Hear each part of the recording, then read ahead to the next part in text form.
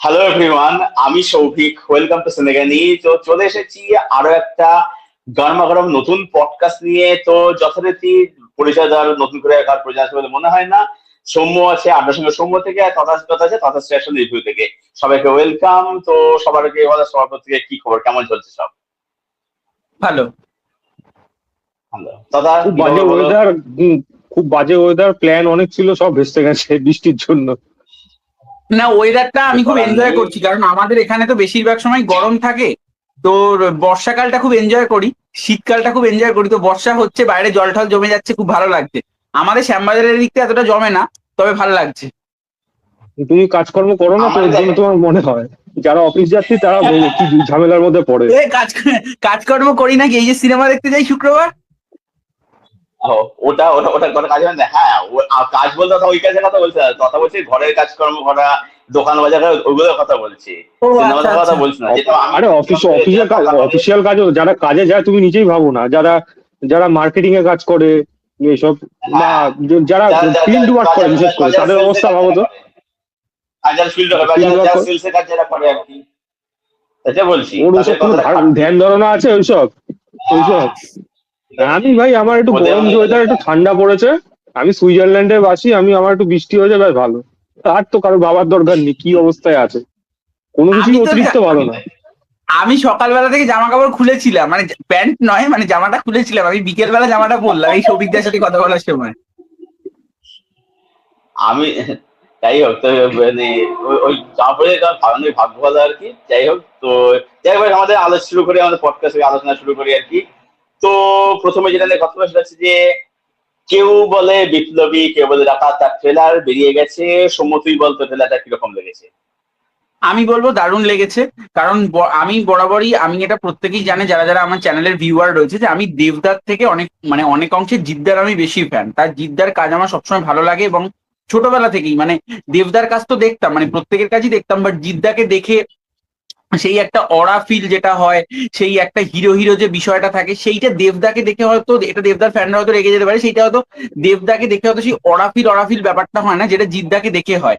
তো এবার জিদ্দার যখনই কোনো কাজ আসে তখনই সেই কন্টেন্টটার উপর এক্সাইটেড থাকি, এবং কন্টেন্টটা চলুক না চলুক, এবার তার কিন্তু একটা ফেস ভ্যালু আছে, এটা কিন্তু অস্বীকার করার কিছু নেই।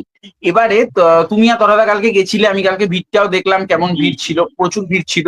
হুম, তো হুম, হুম। আমি বলবো যে আমার কাছে কিন্তু ট্রেলারটা দারুণ একটা ট্রেলার লেগেছে, এবং পথিকৃৎ বসু আমি বলবো আমার খুব পছন্দের একজন পরিচালক। কারণ তার আমি লাস্ট কয়েকটা ছবি যদি বলি, যেটা সোহমের সাথে মিঠুন চক্রবর্তী স্যারের সঙ্গে তিনি শাস্ত্রী করেছিলেন, শাস্ত্রী হোক বা শ্রীমান ভার্সেস শ্রীমতী হোক, তো পথিকৃৎ বসু কিন্তু খুব ভালো পরিচালক। তো এবার পথিকৃৎ বসু দেখা কাজল যাক সাথে। এই না না, আমি তো সেগুলো তো আগে, মানে আমি বলছি রিসেন্ট টাইমে। হ্যাঁ, এবার হ্যাঁ। আচ্ছা। পথিকৃৎ বসু যখন দাবাড়ুর মতো একটা ছবি যখন করছে, দাবাড়ুর মতো ছবিটাও কিন্তু একটা অন্যরকম জোনে গিয়ে ছবিটা করছে, এবং সেই ছবিটা বক্স অফিসে সাফল্য পাক না পাক, সেই ছবিটা কিন্তু ক্রিটিক্যালি অ্যাক্লেম। এবার জিতের এই ছবিটার যে ট্রেলার আমি যদি বলি, এই ট্রেলারটা কিন্তু খুব ভালো হয়েছে। কারণ ট্রেলারের মেকিং আমি যদি বলি, বা জিতের এখানে প্রত্যেকটা লুক আমি যদি বলি, বা এখানে টোটা রায়চৌধুরীকে একদম অন্যরকম ভাবে লাগছে। তো টোটা রায়চৌধুরীর এই লুকটা আমরা সবাই হয়তো মিস করি, বা কারণ এইরকম লুকই একটা টোটা রায়চৌধুরী, কিছুদিন আগে একটা ছবি এসেছিল পুলিশ বলে, সেখানে এরকম একটা লুকই আমরা দেখেছিলাম। এবার এখানে টোটা রায়চৌধুরী সে তার থেকে অনেক বেটার পারফরমেন্স দেবে, বোঝাই যাচ্ছে। তো টোটা রায়চৌধুরী হোক, দেবোত্তমা হোক, বা এখানে যে একটা ক্যাবারেটের যে গানটা, সেখানে একটা ছোট্ট দৃশ্য দেখিয়েছে যেখানে সৃজিলা করছে, বা কৌশিক সেন হোক, বা এখানে শুভ্রজিৎ বাবু হোক, প্রত্যেককে দেখতে খুব ভালো লাগছে, এবং প্রত্যেকের পারফরমেন্স ভালো। এবং অবভিয়াসলি দ্য সুপারস্টার জিদ্দা। তো জিদ্দার ক্ষেত্রে তো পারফরমেন্স নিয়ে কিছু বলার নেই, জিদ্দা বরাবরই খুব ভালো অভিনেতা, সেটা আমাদের এখানকার প্রত্যেকের থেকে জিদ্দা খুব ভালো অভিনেতা। অবভিয়াসলি বুম্বাদার কথা আমি বলবো না। তো জিদ্দা প্রত্যেকের থেকে খুব ভালো অভিনেতা, তো জিদ্দার কাছে সেই ভরসাটা রয়েছে যে জিদ্দা হয়তো ভালো অভিনয়টা দেবে। এবার ছবির যে গান বা ছবির যে প্রমোশনাল কন্টেন্ট, সেগুলো কিন্তু খুব ভালো হচ্ছে। এবার দেখা যাক ছবিটা কিরকম ভাবে বক্স অফিসে সাফল্য পায়, তবে ট্রেলারটা ভালো হয়েছে। দাদা, তুই বলো তোমার নো ট্রেলারটা ডাউট, কিরকম লাগলো? No doubt. তুমি আর আমি মোটামুটি আমরা ওখানে ট্রেলার লঞ্চ ইভেন্টে ছিলাম, এবং ট্রেলারটা লঞ্চ হুম, হওয়ার আগে আমরা জানি ওটা রিলিজ হয়ে গেছিল। এবং এমন হুম, হুম, পরিস্থিতি হুম। ওই সময় যে ওই সময় সাউন্ড দিয়ে শোনা সম্ভব না। এক হয় বিশাল কোণে কোণে কোণে গিয়ে নয়েজ ক্যান্সেলেশন চালু করে তারপরে শুনতে হতো, সেটা সম্ভব ছিল না ওখানে। এবার কথা হলো, ট্রেলারটা যখন বড় পর্দায় যখন দেখছি, তখন যে সাউন্ড এফেক্টটা সেটা অনেক বেশি কাজ করছে ওই জায়গাটায়, প্লাস একটা জায়গাটাই ইম্পর্টেন্ট হয়ে দাঁড়িয়েছে, কারণ এটা আলুপির মিউজিয়ামের মধ্যে। Alipur central jail. হুম, স্বাধীনতা ইতিহাসের সাথে যার নাম ওতপ্রোতভাবে জড়িত থাকবেই থাকবে, সারা ভারতবর্ষ সারা পৃথিবী যেখানে পড়ানো হবে সেখানে কিন্তু এই কথাটা ভুলবেন। তাই জিনিসটা পুরোপুরি গুজবাম্পস লেভেলে চলে গেছে। এবং আমি আরেকটা কথা, আমি আর থেকে অরিত্র সাথে একটু কথা বলছিলাম সকালবেলা টেক্সট করে, আমি একটা জিনিস বারবার বলছিলাম যে ট্রেলার যে এডিট করা হয়েছে, এডিটটা খুব সুন্দর করা হয়েছে। হুম। মানে যে মোমেন্ট গুলো আস্তে আস্তে বিল্ড আপ হয়েছে না, আস্তে আস্তে এগিয়েছে শেষ অব্দি, ওটা পুরোপুরি কিন্তু ভালোভাবে কাটিং এর জন্য কিন্তু জিনিসটা অনেক বেশি সুপিরিয়ার ক্লাসি লাগছে ব্যাপারটার মধ্যে। এবং জিতের অভিনয় নিয়ে দেখুন, দেখো আমরা এত বছর ধরে আমরা দেখি, মানে অভিনেতা জিতকে দেখি না, একটার মানে সুপারস্টার জিতকে দেখতে পাই, কিন্তু এই সিনেমাটা অভিনেতাও আবার মানে সুপারস্টার দুটোই ব্লেন্ড হচ্ছে ভালো। আর খুব ভালো একজন মানুষের গল্প, যার গল্প ভারতবর্ষে কেউ জানে না মোটামুটি, কিন্তু তার গল্প উঠে আসছে, এটা খুবই ইম্পর্টেন্ট। তার জন্য প্রতীক্ষিত বসুকে অবশ্যই ধন্যবাদ জানাবো, প্রোডাকশন হাউসকে জানাবো, এবং রাইটার ডুয়েদের তো আমি জানাবোই তার। তো আমি তো খুবই এক্সাইটেড কাজটার জন্য। গানের ইউজেজ এবং শান্তনু মৈত্রের মিউজিক এক্সেলেন্ট হবে, কোনো প্রশ্ন হবে না। যা যা গান একটা কথা, বেরিয়েছে ইনক্লুডিং ছবির রাইটার কিন্তু সৌমিক হালদার, এটা আমি একটু বলে দিলাম। রাইটার সৌমিক হালদার নাকি? রাইটার অরিত্র অর্পণ। সৌমিক না হালদার তো না, সিনেমাটোগ্রাফার। ছবির রাইটিং এ একটা বোধহয় পোর্শন সৌমিক হালদার লিখেছেন, মানে সৌমিক হালদার অনেক কিছুর সঙ্গে যুক্ত। আর অরিত্রদা, হ্যাঁ অরিত্র আর অর্পণদা তো রয়েছেই, মানে আমি বলছি উনি হয়তো সাপোর্টিং এ কিছু কাজ করেছেন। সেটা হতে পারে, কেদিন সেই তো। থাকতে পারে, সেটা হতে পারে। হম হম হম। তো পুরো এই রাইটারদের অবশ্যই ক্রেডিট দেবো, এরকম একটা গল্প নিয়ে আসার জন্য মেকার্সদের অবশ্যই ধন্যবাদ থাকবে। আমি খুব এক্সাইটেড সিনেমাটা নিয়ে, মানে এতটাও আমি আশা করিনি ট্রেলারটা লঞ্চের আগে যে আমি এক্সাইটমেন্ট লেভেলটা এই লেভেলে চড়িয়ে দেবে। কারণ আমি যদি বটওয়ারা 1947 যদি ইন্ডিয়ার থেকে হয়ে থাকে, মানে আমি ইন্ডিয়াকশন মানে বলছি হিন্দি অডিয়েন্সের জন্য হয়ে থাকে, তা আমাদের জন্য একটা কেউ বলে বিপ্লবী কেউ বলে দেখাটা একটা ভালো কন্টেন্ডার হয়ে গেছে। সেখানে কন্টেন্টটা ইম্পর্টেন্ট হয়ে গেছে, ভালো লাগলো। একদমই তাই। আমি বলবো যে আমি ট্রেলারটা দেখার আগে আমি বলবো যে ইভেন্টটা যেটা হলো, এটা তুমি গেছিলাম আর কি। তো যে জায়গাটা তারা সিলেক্ট করেছে আলিপুর জেল মিউজিয়াম, তো এটার সঙ্গে ভারতের স্বাধীনতা সংগ্রাম মানে ওতপ্রোতভাবে জড়িত আছে। তো জেনারেল দেখতে হয় যে এই যে ট্রেলার টিজার এগুলো ইভেন্ট এগুলো হয় সাউথ সিটি অ্যাক্রোপলিস এগুলো হয়ে থাকে। তো এই যে একটা জায়গায় তারা নির্বাচন করলো, এটার জন্য কিন্তু মানে কুর্নিশ। এবং যেটা আমি ট্রেলারতে বুঝতে পারলাম, এটা হচ্ছে যে মেকার্সরা না, বা রিলিজ যে 14 আসছে, আমি যেটা বুঝলাম যে মেকার্সরা কিন্তু ইভেন জিৎ নিজেও যে ছবিটাকে মানে বিষয়বস্তুকে নিজের স্টার্ট থেকে বেশি গুরুত্ব দিচ্ছে কিন্তু আর কি। তো যেটা খুব ভালো লাগলো। এবং যেটা তো এনগেজিং হয়েছে, মানে এই ক্যারেক্টারটা খুবই একটা লাক্সারিয়াস ক্যারেক্টার আর কি, সেটা তো রেখেইছে, মানে চরিত্র অনুযায়ী রাখা হয়েছে, যেমন জিসরা অর্গানকে পুল আপও করে দিচ্ছে। কিন্তু মেন যেটা হচ্ছে যে এখানে আমার জিতটাকে না, মানে তার সঙ্গে জিততে আমরা অভিনয় হিসেবে দেখতে পাবো আর কি, সেটা কিন্তু একটা বড় প্রাপ্তি। মানে জিততে আমরা মানে অভিনয় খুব যে বেশি তা বলা যায় না। হ্যাঁ করেছে, কৃষ্ণকান্ত উইল করেছে, অসুর করেছে, পিতৃভূমি করেছে, এগুলো করেছে, সে জিতে বাবুর সঙ্গে খুব ভালো ছিল, ঠিক আছে, বা রয়্যাল মল টাইগার করেছে, সেগুলো ভালো কাজ করেছে। বাট বহুদিন জিত থেকে আমরা কিন্তু মানে দেখে আসছি, অ্যাকশন দেখে আসছি আর কি, অ্যাকশন হিসেবে দেখে আসছি। যে জিত থেকে আমরা দেখছি কিন্তু এবারে কিন্তু একদম প্রপার একজন অভিনেতা হিসেবে, দ্যাট ইজ ভেরি গুড, দারুণ একটা ব্যাপার আর কি, এটা বলতে গেলে আর কি। তো আমার ট্রেলারটা ভালো লাগছে, এবং সবথেকে যে ইভেন্টে যেরকম তারা করে, সেটা কিন্তু সত্যি কিন্তু একটা মানে প্রশংসা করার মতো ব্যাপার আর কি, সত্যি দারুণ দারুণ আর কি। তো আমি একটা জিনিসই বলবো এই জায়গাটায় তোমার শেষে, আমি একটা জিনিসই বলবো, ও সৌমিক হালদার কি রাইটিং এর কোন ডিপার্টমেন্টে আছে সেটা তো আমি জানতাম না, আদৌ আছে কিনা আছে, ও বললো বলে আমি অত, আমার কাছে জিনিসটা নতুন। তবে সৌমিক হালদারের চোখ দিয়ে যে সিনেমাটা যেটা উঠে আসছে, মানে তার যে সিনেমাটোগ্রাফি, এটা নিয়ে কোনো প্রশ্ন হবে না।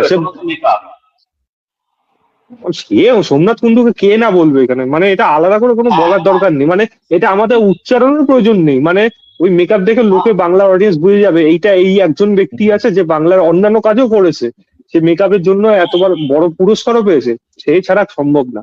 তো পুরোপুরি একটা মজাদার হয়ে গেছে ব্যাপারটা। সত্যি দারুণ দারুণ, মানে এত এত দারুণ ব্যাপার আর কি, মানে দেখা যাচ্ছে ছবিটা কিরকম হয়, আমার তো ছবিটা আশাবাদী আছে আর কি।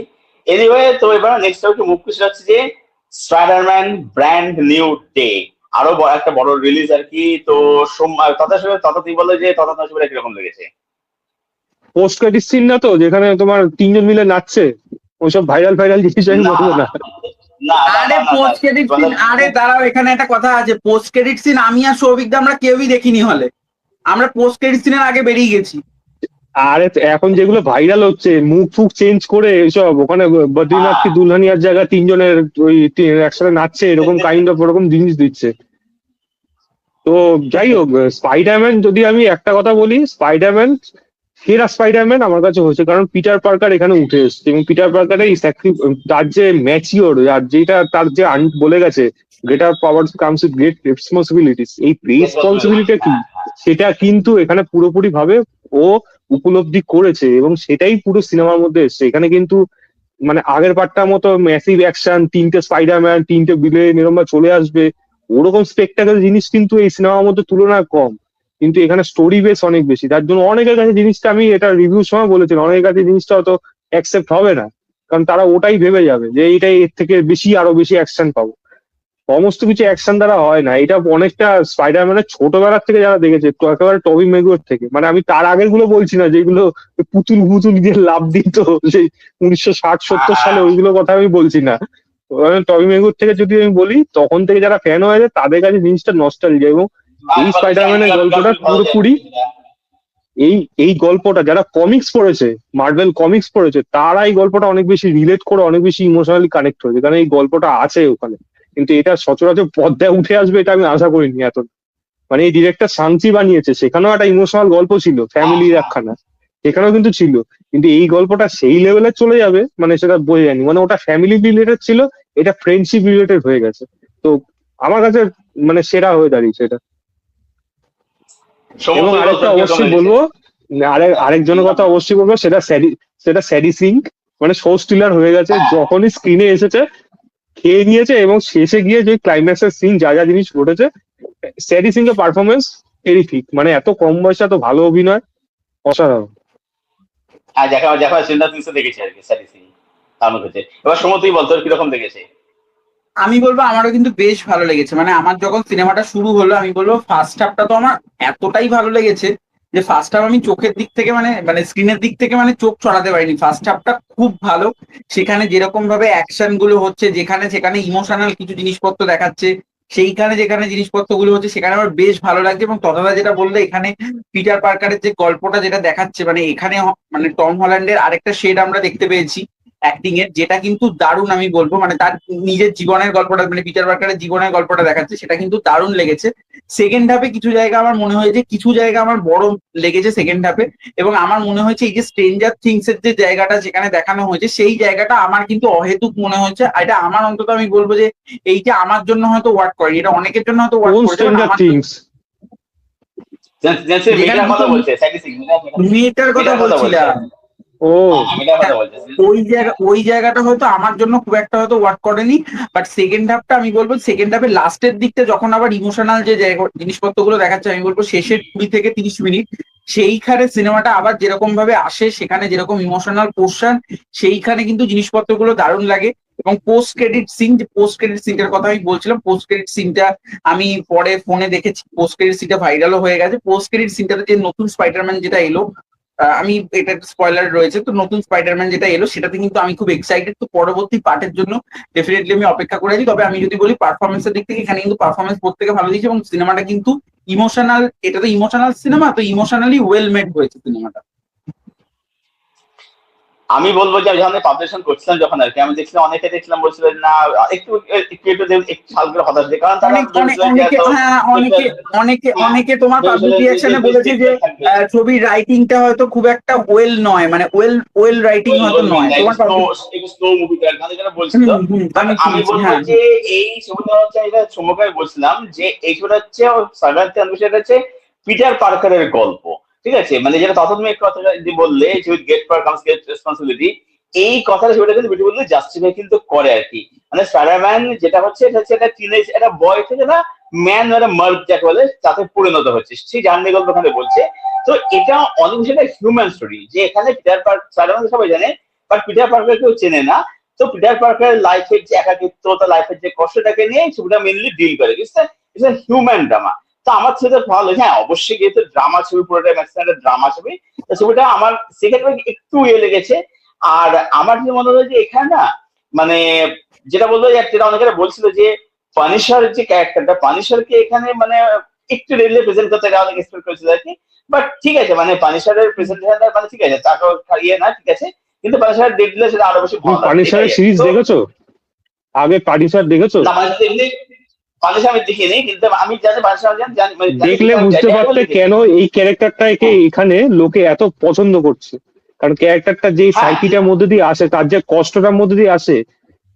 তুমি তো পঞ্চায়েত দেখেছিলে, আমি একটা এক্সাম্পল যদি বলি, যখন প্রহ্লাদ চা লাস্ট বার গাছের সামনে বসে হাসে ওদের মধ্যে কথা বলার সময়, একটা ভালো ভাইবস উঠে আসে না?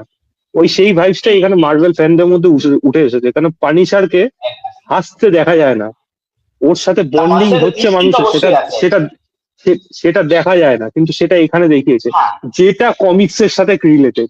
এর জন্য অনেক বেশি রিলেটেড। তোমরা যাদের রিয়াকশন নিয়েছো তারা তো কমিক্স অত ভাবে দেখে না, বা আমি কি কমিক্স পড়েছি আমিও জানি না, কিন্তু আমি কমিক্সের গল্পগুলো যারা পড়েছে তার থেকে আমার একটা বন্ধু আছে সব পড়া, ওর থেকে অনেক কিছু শোনা জিনিস, তো এই অনেক কিছু রিলেট করতে পেরেছি। এবং এই গল্পটা কেন আমার কাছে সব থেকে বেস্ট হয়ে দাঁড়িয়েছে, কারণ এটা পুরো একটা মানে সুপার হিরোর, শুধু সুপার হিরো পাওয়ার দিয়ে না, সুপার হিরো একটা মানুষ হিসেবে থাকবে। তো মানুষ স্পাইডারম্যানটা আমাকে এখানে বেশ ভালো লেগেছে, রেসপন্সিবিলিটি কি জিনিস, যেটা আমার কাছে বরাবরই থাকবে। যেখানে বলেছে এই যে কথাটা যে এবং তুমি যদি তাকিয়ে দেখো বক্স অফিসে যা কামাচ্ছে সিনেমাটা, এই সিনেমাটা এন্ড গেম ভেঙে দিতে পারে, এমনকি অবতার যেটা সব থেকে বেশি সেটাকেও ভেঙে দিতে পারে। মানে যে 4 দিনে 927 মিলিয়ন, মুখের কথা না। হ্যাঁ, এন্ড গেমের থেকে একটু পিছিয়ে থাকলেও যেই হারে চলছে সিনেমাটা, এর মধ্যে তো হলিউডে বড় সিনেমার কিছু নেই।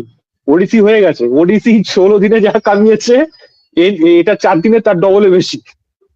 মানে আমি সেদিনকে সেটাই সেম কামাবে, কিন্তু আবার ডুমসডে কিন্তু এর থেকে বেশি কামাবে। হ্যাঁ, আমি সেটাই আগের দিনকে সৌভিকদাকে আগের দিনে আমি সেটা বলছিলাম যে টম হল্যান্ড পরপর দুটো ছবি হিট দিলেন, ওডিসিও হিট দিয়েছেন এবং স্পাইডারম্যান তো ব্লকবাস্টার হয়ে গেছে।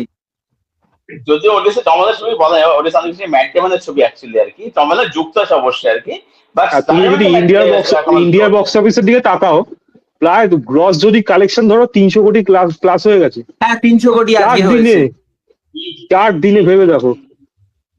মানে ইন্ডিয়ান কোন সুপার হিরো, এই সুপারস্টারের সিনেমা, কজনের সিনেমা 4 দিনে 300 কোটি ক্রস করে, তুমি ভেবে দেখো। না, রণবীর সিং এর ধুরন্ধর বোধহয় করেছিল। সে ধুরন্ধর করেছে, এরকম এক্সাম্পল আছে কটা এরকম হয়। টম হল্যান্ড তো আর আমাদের এখানকার সুপারস্টার নয়, মানতে হবে। কিন্তু মার্ভেল আর স্পাইডারম্যানের ভক্ত কত, সেটা পুরোপুরি সিনেমাটা বুঝিয়েছে। আর সিনেমার রেসপন্স, সিনেমার দেখার পর অডিয়েন্স কি বলছে, সেটা অনেক বেশি কাজ হয়ে গেছে। এক্স্যাক্টলি তাই। যাই হোক, তো এবারে আমরা আমাদের নেক্সট টপিকে মুভ করছি, হচ্ছে যে মায়া সত্যভ্রমের টিজার। তো সমতি বলছে যাত্রাটা কিরকম লেগেছে? আমার দারুণ লেগেছে। এক কথায় বলতে গেলে আমি জাস্ট উড়ে গেছি, জাস্ট যাকে বলে মানে উড়ে গেছি, যে শ্যাটা ভাঙা টিজার হয়েছে, যেটা সৌমিকদার তো আমার খুব পছন্দের পরিচালক এবং ভদ্রলোকও আমার খুব পছন্দের। তো সৌমিকদার কাজ যখনই আসে বরাবর, তার আগের কাজটা যখন এসেছিল বেলাইন, সেটা খুব ভালো লেগেছিল আমার, সেটা খুব এক্সপেরিমেন্টাল কাজ ছিল। মায়া সত্যভ্রম এটাও একটা ইন্ডিপেন্ডেন্ট কাজ, এটাও একটা এক্সপেরিমেন্টাল কাজ। তো মায়া সত্যভ্রমের গল্পটা একটা, কিন্তু এটার যে গল্পটা আমি বলবো, গল্পটা কিন্তু একটা বেসিক গল্পটার মধ্যে যেটা দেখানো হচ্ছে সেটা ওই একজন বাবা রয়েছেন যাকে প্রিয়াঙ্কা সরকার মানেন। এবার সোহম মজুমদারের ক্যারেক্টারটা বলছে যে আমি বুঝলু কি বাবা, আপনাকে অ্যারেস্ট করলাম আমি। এবার ও মৃত মানুষদের সাথে কথা বলতে পারে, এটা কিন্তু বেসিক গল্প। কিন্তু এই গল্পটার উপরে যেরকম ভাবে তারা কাজ করেছে, ব্যাকগ্রাউন্ড মিউজিকের কাজ যেরকম ভাবে করেছে, একটা ডার্ক প্যাটার্নে তারা গল্পটাকে রেখেছে, সেই জিনিসপত্রগুলো কিন্তু বেশ ভালোভাবে এগোচ্ছে এবং বেশ ভালো লেগেছে আমার। এবং আমি বলবো এখানে পারফরমেন্সেস, এখানে সনৎ চট্টোপাধ্যায় হোক, তিনি ছবির লিড, তিনি হোক বা সোহম মজুমদার হোক বা প্রিয়াঙ্কা সরকার হোক, প্রত্যেকে কিন্তু নিজেদের জায়গায় ভালো। এবং সোহম মজুমদারকে আমি বলবো যে সোহম মজুমদারের তার আগের যে পারফরমেন্স ছিল ভানুপ্রিয়া ভূতের হোটেল, সেখানে আমার পারফরমেন্স তার যে খুব ভালো লেগেছিল আমি সেটা বলবো না, তবে সোহম মজুমদারের এখানে পারফরমেন্স আমি বলবো খুব ভালো। সোহম মজুমদার এর আগে পুলিশের কাজ করেছিলেন, সোহম মজুমদার এর আগে জি5 বাংলারই একটা কাজ করেছিলেন বিভীষণ বলে, যেটা পুলিশেরই একটা কাজ ছিল। তো সেখানের থেকে আমি বলবো এখানকার ক্যারেক্টারটাও অনেক বেশি ভালো, প্রিয়াঙ্কা সরকারকে দেখতে ভালো লাগছে।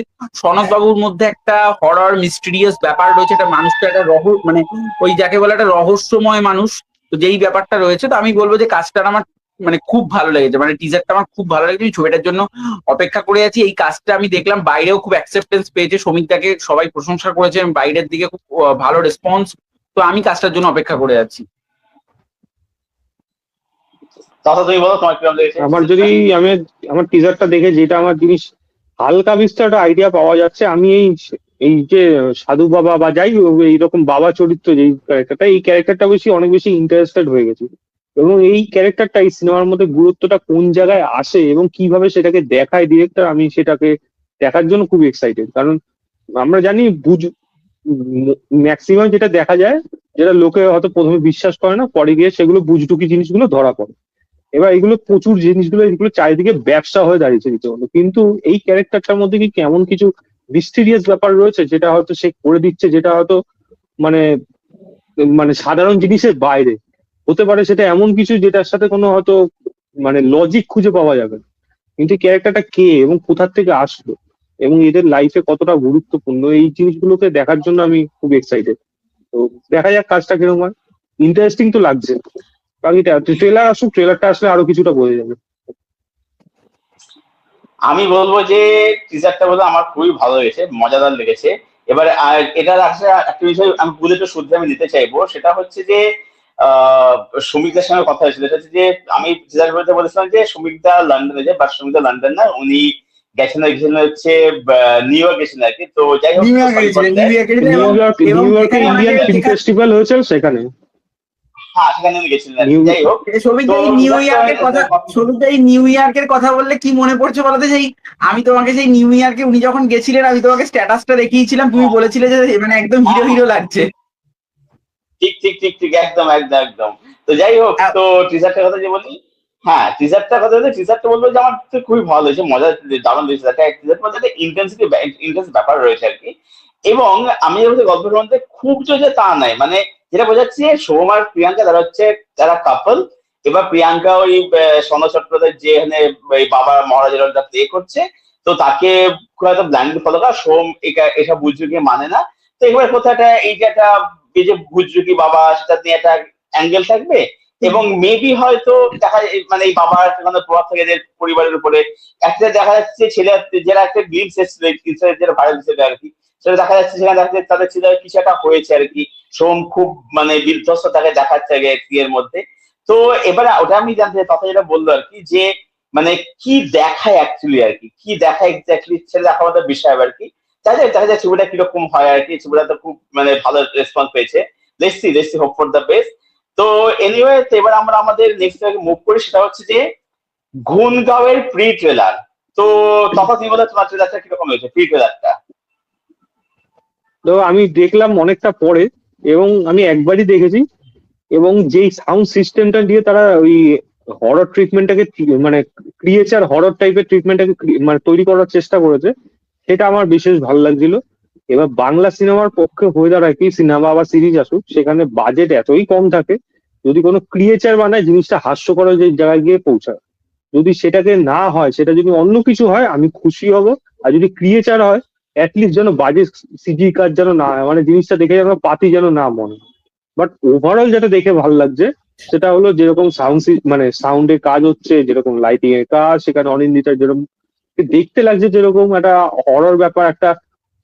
আমি এখানে না অনেক হলিউডের সিনেমার ছোঁয়া পাচ্ছি, মানে যেগুলো সচরাচর হয়ে থাকে। ইভেন সেটা ইন্ডিয়াতেও থাকবেই। অনেক অন্যান্য বিভিন্ন বিভিন্ন ভাষায় সেটা হয়েছে।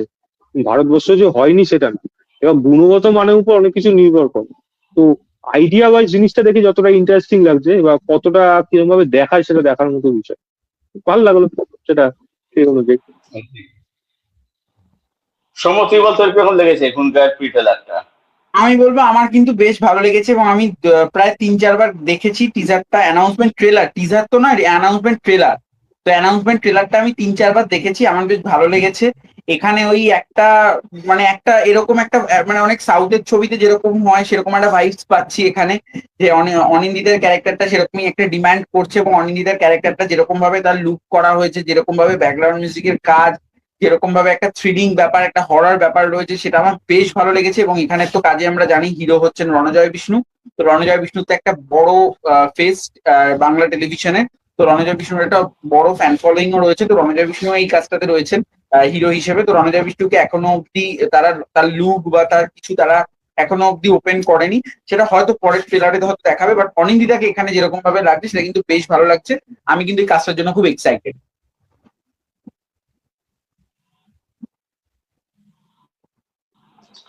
আমি বলবো যে এই ট্রেলারটা আমার বেশ ভালো লেগেছে আর কি, বেশ মানে ইন্ডিয়ান লেগেছে আর কি। যেটা বোঝা যায় গল্প খুব তা নয়, হ্যাঁ কথা যেটা বললো যে কিছুটা হলিউড অনেক ছাপ পাওয়া যাচ্ছে। আমি কিছু ছাপ পেলে রাজস্থানের আর কি, যেমন ওই যে কুঠারের যে শর্টটা আর কি, কিছুটা তুই বলতে হচ্ছে হিচককের সাইকো কিছুটা রয়েছে। এই যে এখানে একটা দেখেন যে কুকুরে জেনারেলি কুকুরকে মানে এই ওমেন ছবিতে বা দা হান্টার কুকুর সে নেগেটিভ ক্যারেক্টার ছিল, দেখতে কুকুরের ভূমিকা থাকে। বা এই গ্রামটার গল্পটা কি, এই গ্রামটা কোনো একটা অভিশপ্তটা কোনো গ্রাম, মানে এটা বলছে যে গ্রামের এইখানে এলে সবার অন্তর্গত ধরা পড়ে, সেটা কি ব্যাপার রয়েছে, ঠিক আছে দেখার বিষয় আর কি। তো বলবো যে হ্যাঁ সাউন্ডটা অবশ্যই ভালো, আর লুক অ্যান্ড ফিলটা ভালো লাগছে, বোঝাচ্ছে ছবিটার মধ্যে কিন্তু বোর বা ব্রুটালিটি থাকবে বলে আমার মনে হচ্ছে আর কি। দেখ বাকি কি হয়, শুধু অনিন্দকে দেখিয়েছে, বাকি কারো এখন লুক এখন রিভিল এখনো হয়নি। তাই ছবিটা কিরকম হয়, তবে বলবো যে প্রমিসিং লাগছে, ভালো লাগছে দেখতে আর কি। এনিওয়ে, তো এবার আমরা আমাদের পরের মুখ করে হচ্ছে যে নিব্বা নিব্বির টিজার রিলিজ করেছে। তো সৌম্য বল তুই কিরকম লাগলো নিব্বা নিব্বির টিজারটা?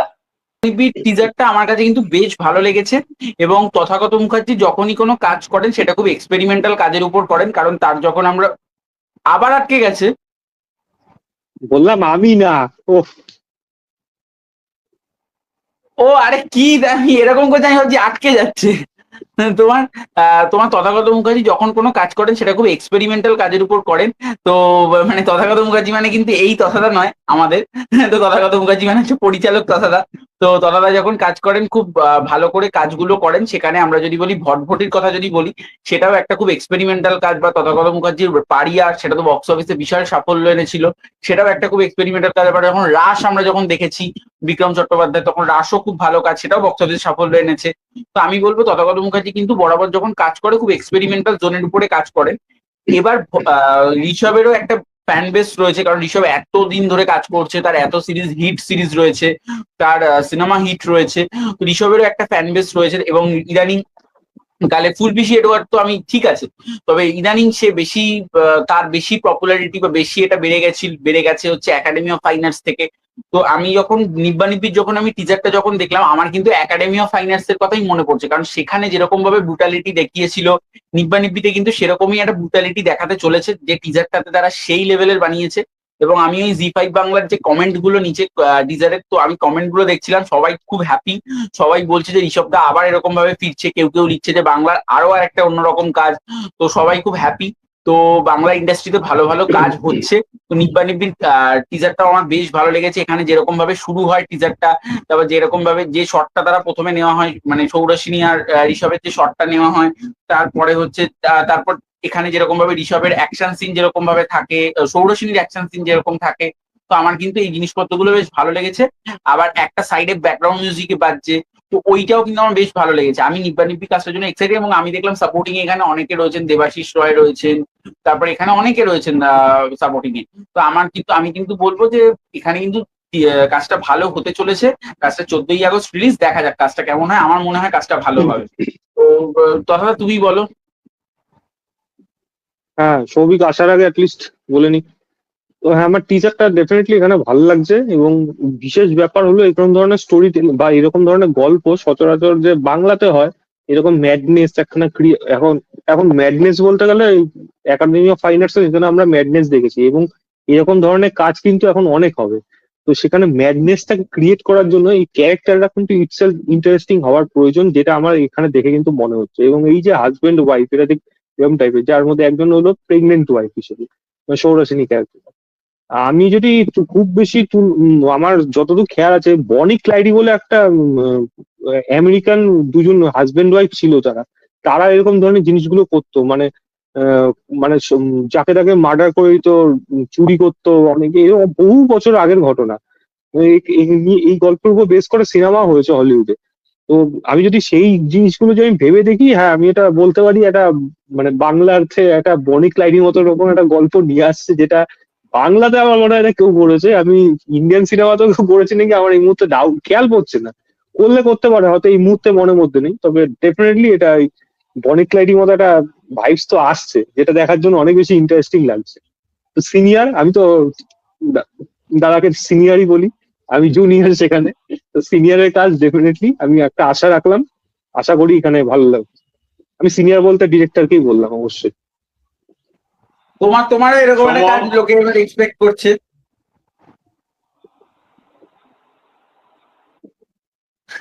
কি আনবে তো তুমি? কথা শোনা যাচ্ছে? হুম। আমি বলছি তোমারও এরকম একটা কাজ এবার এক্সপেক্ট করছে দর্শক।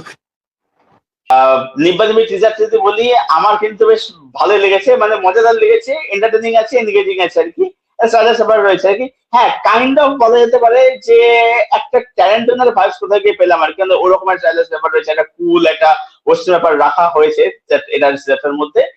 বোঝা যাচ্ছে না গ্যাংস্টারের গল্প হতে চলেছে, তার বেশি দিন প্রেডিক্ট করা যাচ্ছে না। ব্যাস এটুকুই, মানে খুব বেশি বলা আছে তা একদমই নয় আর কি, ঠিক আছে, এমনি মজাদার আছে এটুকুই বলতে পারি আর কি। এনিওয়ে, তো এবার আমাদের নেক্সট মুভ করেছে বড় টপিক, সেটা হচ্ছে যে রামায়ণের ট্রেলার এন্ড কন্ট্রোভার্সি। তো তথা তুমি বলো ট্রেলারটা নাকি কন্ট্রোভার্সি, তোমার কি ওপিনিয়ন, তো যেটা বলো। ট্রেলার অবশ্যই ভালো লেগেছে আমার। ট্রেলার আমার কোনো অংশে খারাপ লাগেনি, যেরকম তারা দেখাতে চেয়েছে সেইগুলো জিনিসগুলো দেখতে ভালো লাগছে। কিছু জায়গায় একটু সমস্যা থাকলে সিজি, সেখানে সেটা আমি বড় ইস্যু ধরবো না। আমি বলবো লুক অ্যান্ড ফিল ওয়াইজ জিনিসটা দেখতে অনেক প্রিমিয়াম লাগছে অ্যাটলিস্ট। আর কন্ট্রোভার্সি নিয়ে আমি দেখো আলাদা, দেখো আগে দুটো জিনিস তিনটে জিনিস বলে নি।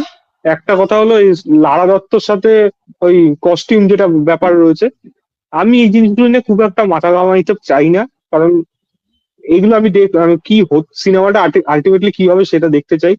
এইটা নিয়ে কন্ট্রোভার্সি হবে, যখন আদিপুরুষ বেরিয়েছিল তখন আদিপুরুষ প্রথম থেকেই খিস্তি খেয়েছে, সেটা আলাদা বিষয়, কিন্তু প্রভাসের ফ্যান বাদ দিয়ে কিন্তু মোটামুটি সবাই খিস্তি মেরেছে। এবার প্রভাসের সিনেমা খারাপ হয়েছে মানে সবাই একসাথে কিন্তু খিস্তি মেরেছিল আদিপুরুষকে। এবং ওটা খিস্তি কেন, ওটা লাথি খাবার যোগ্য, ওরকম একটা বাজে সিনেমা হয়েছিল, মানে খুব বাজে প্রেজেন্টেশন ওটা। কিন্তু এই যে এখন যে কন্ট্রোভার্সি হচ্ছে এখানের মধ্যে কিন্তু এমন অনেক যারা নেগেটিভ পাবলিসিটি করছে, যারা কিন্তু প্রভাসের ফ্যানরাও রয়েছে। আমি সবাই বলছি না, অনেক ফ্রেন্ড রয়েছে যারা কিন্তু তার বদলাটা নিচ্ছে এখানে, এবং তারা রাস্তা ক্রিয়েট করে দিয়েছে ওরকম। এবার ক্রিয়েটটা এমন ভাবে করেছে জিনিসটা দেখতে ভালো লাগছে, কিন্তু হয়তো মানানসই হচ্ছে না। এবার সেটা গিয়ে হয়ে গেছে মুশকিল। আর আরেকটা কথা হলো সুপর্ণাদা এবং ওই সাই পল্লবী। দেখো, সাই পল্লবী সে অভিনেত্রী ভালো, সে মাল্টি ট্যালেন্টেড, এটা নো ডাউট, কেউ অস্বীকার করবে না, সে খুব সুন্দর নাচে, অভিনয় অসাধারণ। কিন্তু সে একজন গ্ল্যামারের অভিনেত্রী সেটা কোনোদিনও না। মানে নায়িকা হওয়ার জন্য যে গ্ল্যামারটা থাকার প্রয়োজন সেটা সাই পল্লবীর নেই। সে খুবই সাধারণ শান্ত, একটা একটা পাশের বাড়ির মেয়ের মতো জিনিসটা। নায়িকা সুলভ ব্যাপার নেই, মানে সেই যে দেখে চমকে যাব, মানে মানে ড্রিম গার্ল হয়ে যাবে ওরকম একটা ব্যাপার নেই। তার মধ্যে একটা সোবারনেস আছে, একটা শান্ত কাম জিনিস রয়েছে। মা সীতা হতে গেলে কি শুধুমাত্র সুন্দর না, তার মধ্যে একটা দৈবিক রূপ বা মনে আপনার দেখে মানে অ্যাটলিস্ট মনে হবে একটা ভক্তি আসবে। এই ভক্তিটা কিন্তু এই ফেসের মধ্যে ক্রিয়েট হয়ে যায়, মানে দেবী সুলভ যে একটা ফেস থাকার দরকার, সেটা কিন্তু সাই পল্লবীর মধ্যে আছে, যেটা আমার থেকে ভালো লাগছে। রকলপিট নো ডাউট অনেক দেখতে ভালো। এবার রামায়ণের যে এক্সপ্লেনেশন আছে সেটা বাল্মীকি একরকম ভাবে করেছে, অন্যান্যরা অন্য রকম ভাবে করেছে। বাল্মীকিতে ওই সুকন্যাকা দাঁত ফাত নিয়ে ওইভাবেই এসেছিল।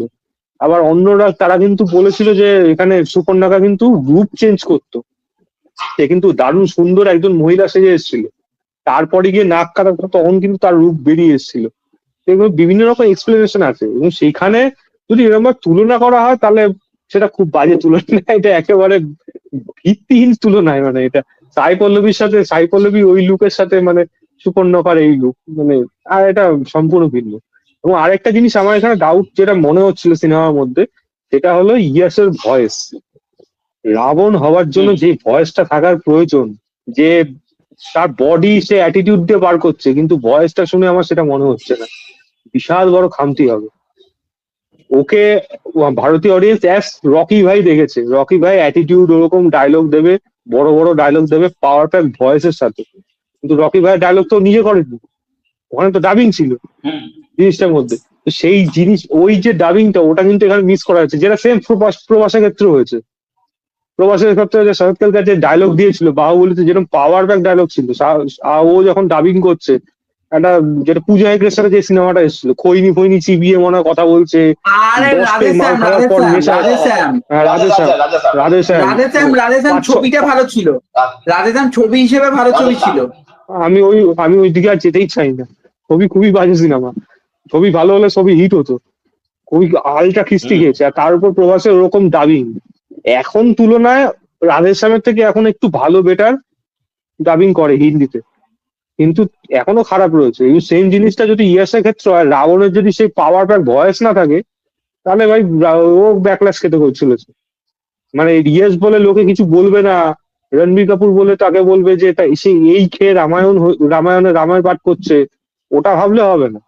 যখন লোকে কিন্তু যখন ধরবে তখন কিন্তু ওই গলা টিপে ধরবে এরকম। আর রাবণকে সবসময় রাবণে অট্ট হাসি থাকবে, রাবণের গলার দম থাকবে। রাবণের গলা যদি এরকম একটু মেয়ে মেয়ে টাইপের ঘষা হয়, হিন্দিতে যখন শুনছি জিনিসটা খুব বাজে লাগবে। সেম জিনিসটা সैफ আলি খান করেছিল। সैफ আলি, ওই সিনেমাটা খারাপ ছিল, ওটা সবই খারাপ, ওটার মধ্যে ভালো কিছু নেই, গানটা বাদ দিয়ে। সैफ আলি খানকে গলাটা তাকে বেসে গলা বার করতে হয়েছে, তাও বানাচ্ছে না। কিন্তু তার তবু এখানে এর তো একটা বডি আছে, একটা অ্যাটিটিউড আছে, একটা অ্যাংরি ব্যাপার রয়েছে, ভয়েসটা পাচ্ছি না। তো ভয়েসের জন্য ডেফিনেটলি মার্কেটে চলেছে, যদি চেঞ্জ না করে এরপরেও। এক্স্যাক্টলি। সৌম্য, তুই বল তো ট্রেলারটা কিরকম লেগেছে, আর কনভার্সেশন তোর কি opinion? আমি বলবো আমার কিন্তু বেশ ভালো লেগেছে, কিন্তু এটা নিয়ে আমার অনেকগুলো কিছু বলার কথা আছে। যেটা হচ্ছে যে আমি ট্রেলারটা দেখার পরে হচ্ছে আমি অনেকের সঙ্গে আলোচনা করলাম ট্রেলারটা নিয়ে। আমাদের একটা গ্রুপ আছে সেখানে কোনো রিভিউয়ার নেই। সেখানে হচ্ছে যারা যারা সিনেমা দেখে তারা তারা সব অনেক পুরোনো দিন, আমার দাদা তোমাদের সবার থেকেই খুব বড়, আমার সবার থেকেই খুব বড়। তো তাদের সাথে যেটা আলোচনা করলাম, তাদের আলোচনা কি তারা কি করেছে আমি জানি না, তো আমি সেখান থেকে কিছু কথা নিচ্ছি। যে এখানে কিন্তু যেটা আমার মনে হয়েছে যে যেটা কিন্তু যে ইয়াস, যেটা সৌভিকদের সঙ্গে আমার আলোচনা হচ্ছিল, ইয়াসের কিন্তু গলার ক্ষেত্রে এই কথাটাও যেটা বললো, ইয়াসকে কিন্তু দেখতে ভালো লাগছে, কিন্তু তার কিন্তু গলাটা কিন্তু সেটা কিন্তু ম্যাচ খাচ্ছে না। এবং তথাদার সঙ্গে আমার একদিন আগে কথা হয়েছিল, যখন ট্রেলারটা বেরোনোর আগে তথাদা আমাকে বলেছিল যে সেদিনকে যে এটা ভয় লাগছে যে রামের থেকে যেন রাবণ বেশি অ্যাকসেপ্টেন্স না পেয়ে যায়, এটা ভয় লাগছে। এটা কিন্তু হয়েছে, কারণ ইনস্টাগ্রাম খুললে বা ফেসবুক খুললে সেখানে রণবীর কাপুরের কথা কেউ বলছে না, সবাই একটাই, পুরো রিলটা এরকম ভাবে আসছে, অর্ধেক রিল পুরো রিলটা এরকম ভাবে আসছে, পুরো রামায়ণের ট্রেলার একদিকে যেখানে রণবীর কাপুর সাই পল্লবী রয়েছে, আর ইয়াশ একদিকে। তো ইয়াশকে কিন্তু এখানে বেশি লোকে সেলিব্রেট করছে, এখানে কিন্তু রাভানকে লোকে বেশি সেলিব্রেট করছে।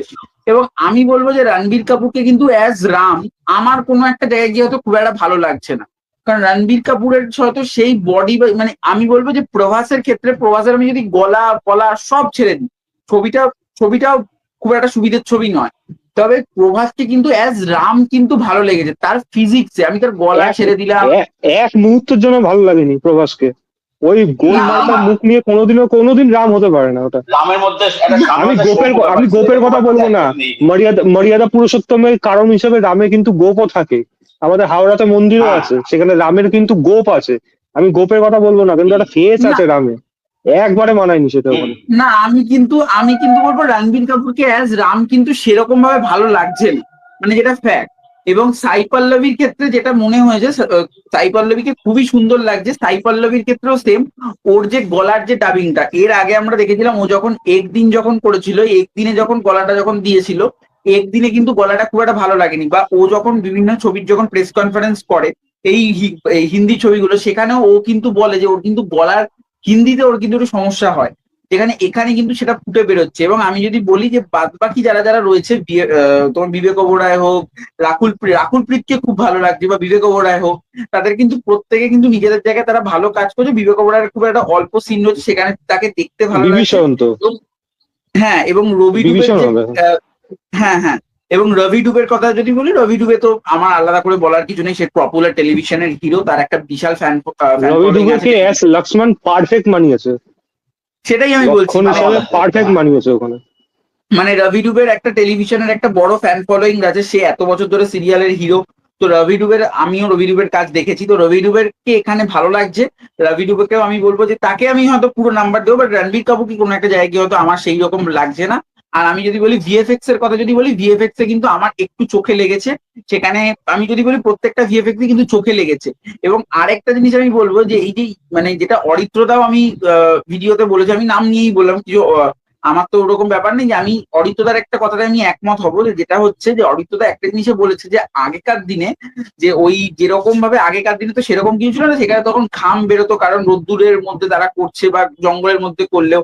এখানে কিন্তু ইয়াস যখন অ্যাকশন করছে বা রণবীর কাপুরের থেকে তো এখানে ইয়াসকে বেশি দেখিয়েছে। তো আমি ইয়াসের কথাই যদি বলি, ইয়াস যখন অ্যাকশন করছে ওই সবার মধ্যে বা রণবীর কাপুরকে যেটুকু সিন দেখিয়েছে, তো সেটুকু সিনে বলবো এখানে কিন্তু ঘাম বা এই যে একটা সেটা কিন্তু দেখাচ্ছে না। যেটা কিন্তু আমার একটা এটা আমিও নোটিস করেছি। তো আমি বলবো যে ওভারঅল যে টিজারটা মানে ট্রেলারটা সেটা আমার ভালো লেগেছে।